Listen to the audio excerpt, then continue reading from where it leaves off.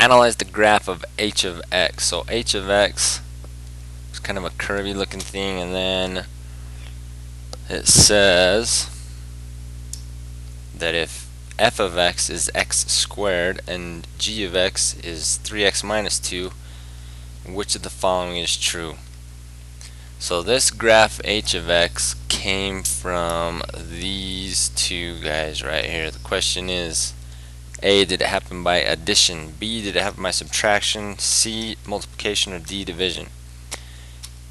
Okay, I know that this is a quadratic and this is a linear.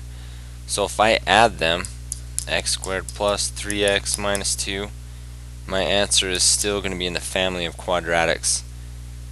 And that is just the answer, x squared plus 3x minus 2. I know because it's a quadratic, because the exponent, and I know all quadratics are going to look like some type of a parabola. So I can kill A and B. Because if you add or subtract quadratic with the linear, it's still going to stay quadratic. Okay, C or D? And I'm not sure, I got a 50-50. I don't know if I'm going to choose C or if I'm going to choose D. C happens by multiplication, so now I'm just going to get my calculator, and if I multiply x squared by 3x minus 2, I multiply the x to that, and I'm going to get 3x cubed. Then I multiply the x squared to the negative 2 minus 2x squared. So I'm going to punch this in my calculator, graph it, and see if it looks like that picture. If it does, I circle C. If it's not, it must be D. So 3x cubed minus 2x squared on my calculator. I'm going to type in 3. Whoa. Let's type in 3x cubed minus 2x squared. Oh man. I'm going to start over. 3x cubed. Now I'm going to go right arrow. Minus 2x squared. Okay, now I'm going to graph it. And that matches up. So I'm going to choose C. So if I multiply a quadratic and a linear, my answer is now a cubic. And cubics kind of look just like that. A student models the way some bacteria reproduce by cutting a sheet of paper in half, and then cutting each part in half, and then cutting those parts in half, and so on and so on. What function could the student use as another model for the number of bacteria? So if you've got, this is number of rips, and this is the sheets, I guess. So before she rips it, she has one sheet. The first rip, now she's got 2 sheets. And then if she rips those 2 rips, she's gonna have 4. 3 rips, she's gonna have 8. 4 rips, every time she rips, she's doubling how many pieces of paper she's got. So we are going to go with A, because this is the same thing as 2 to the 1, 2 squared, 2 cubed, 2 to the 4th. So any number I want is just going to be 2 raised to that number. 5. Which table describes a function that is not linear? So we can probably go really quick. Look at your x's. Those are all going up 1, so I'm okay. Now here, that is going up 5, but then this goes up 3, then up 1, so that one's, is that one the one we want? Not linear? So I think we might have got it on the first shot. Let's look at B though. Okay, these guys all go in order. So they're all going up 1, up 1, up 1, and this one is going up 3, up 3, up 3. Okay, that's what we want to see. So this is linear. And then I guess the rest of these must also be linear. Same thing, those are all going up 1. But this is going up 4, up 4, up 4. Okay, So we must hit it with the first one. This is the one that is not linear because it changes at a weird rate. 6. The function f of x is equal to negative 4x squared plus 10,000. X represents a company's income on a product. X is the price of the product in dollars. What is the maximum income the company could make? Okay, maximum. Here's what you have got to think. If it is a quadratic, the picture is going to look like either this or it's going to look like this. Okay, I know because of this negative that it's going to look like this one right here. And the maximum, that word maximum, wants to know where on this parabola is the highest point before it starts to turn around and head the other way. So this one is a calculator problem. If I type this into my calculator, so let me go back to the calculator, and we go a negative 4x squared. Oh man, they did the same thing. Negative 4x squared. I can't remember what it was. Plus 10,000x. Plus 10,000 x. Okay, now if I look at the graph of that, it's probably not going to show up in my screen because those are 10,000. That's a big number. So if I'm going to zoom, and it's probably quite a bit easier on the calculator on the iPad than this one. Zoom fit. I'm going to do zoom 0. Oh, and that does not look like a parabola, so I wonder if I messed up somewhere. Let me go back here.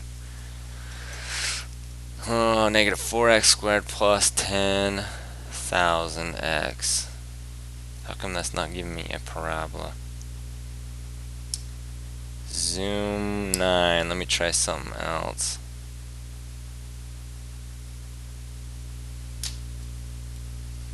Okay, so this is a stupid question because that number is messing it up on the calculator. But what I would give you on the test, I'm going to have to give you a picture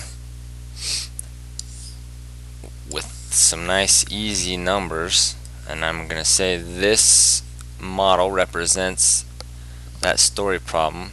What is the maximum the company's going to make? And I'll have it'll be obvious, so you don't have to interpret on a calculator, but I'll say whenever they want maximum, they want the very peak, the highest point. So maximum on a parabola like this, where it opens up, there is no maximum. It goes all the way forever up to infinity. But there is a minimum. I guess this right here is the minimum. So the maximum is the highest, and it's usually on a parabola that's upside down because it's going to top off at some point. And the minimum's on a parabola that opens up, and I'll just give you a picture and you can interpret, so you won't need to depend on the calculator. Okay, we've done one similar to this. This is the picture of the function. What could be the equation? You should eliminate A. A is linear. You should eliminate C because C is quadratic. So now you've got it either between B and D. D is a cubic, so you can type B in and graph it, and you can type D in. But this is an exponential. It's gonna start off growing really slow, but as soon as it starts to triple and triple, you're gonna take off. So the further you go to the right, the faster and steeper it goes. The more you go to the left, it's gonna get closer and closer to 0, because you're timesing by 3 as you go to the right, but as you go to the left, you're dividing everything by 3, so it's gonna get really close to 0. Okay, 8. They give you a function n plus 2 squared plus n squared minus 4, and they want to know which one is equal to it. So you can do maybe a little bit of let's play with this. Let's clean this up. N plus 2 multiplied by itself. Do the distributive property, you're going to get n squared. N times 2 is 2n. 2 times n is another 2n. 2 times 2 is plus 4. If I clean that up, I get n squared plus 4n plus 4. And then I have still got, to the right of that, I've got plus n squared minus 4. Okay, now look what we got. This plus 4 and this minus 4 are going to cancel out. And this are like terms, so they're going to be 2n squared plus 4n. And that does not show up in A, B, C, or D, but I'm becoming drawn to D. Because look at D. If I factor out an n on both of these, I can rewrite that as n times 2n plus 4. And this are the same thing, which is the same thing as this. So there's a bunch that are equal. So you just play around with it till you find one that matches up. Alright, 13. Okay, so what we just left off doing. You have got two graphs. Looks like f of x is a quadratic. It's going to be a parabola. G of x is a linear. It's a straight line. What is going to happen if you add f of x to g of x? What happens if you have some quadratic? So this, I'm just going to make this up. This is some quadratic, 2x squared plus 3x. And you add a linear, 3x plus 4. Your answer is still going to be a quadratic. So your answer must be either A or B. So we're going to kill C and we're going to kill D. The question is, does it get wider? B looks like it gets wider, and A looks like it just slides down 2 units. It kind of stays the same. B slides down, but it gets wider. So let's test it. So if I come over, let's say I come over to right here, and I come over to right here. Okay, this is 0, but this one is up like maybe 3, and if I add those together, 0 and 3, it's going to give me, so I'm just making up this table. So on the test, this would kind of be a mean one. I would have to give you, I'd label the axes and give you numbers, and then it would probably be fair, but this is kind of not fair because there's no numbers, you're just totally guessing. So let's say I go over 2, and that one's going to be 0, and then on this other one, so this is going to be G and this is going to be F. On F, if I go over 2, now I go up maybe like 4. So if I add those two together, these two answers, 4 and 0, I'm going to go 4 plus 0 is 4. My new one is going to be over 2, and 4 plus 0 is 4. My new one's going to be in the same spot as this. Okay, now let's try, what if we go something to like right here. So if I go over, maybe that's 5. If I go over 5, I'm going to go up 3 on this linear one. But if I go over 5, I'm going to go up way high, and this one might be the one that gives it away. So if I go over 5, now I'm kind of outrageous. I'm up, I don't even know, 15 or 20 or something. Okay, now if I add these two together, 15 plus 3 on my new one, I'm going to go over 5, and I'm going to go up 18. I'm going to go up a lot. So is that more likely to be A? Which one is, or is it more likely to be B? So the further, it looks like the further I go to the right, the steeper my parabola is going to go up, because I'm going to add this point to this point, and it's going to give me a new point which is going to be even higher.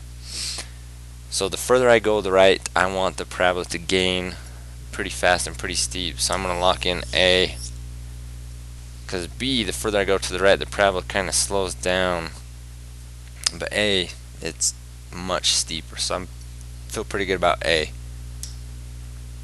And is that it? We're done.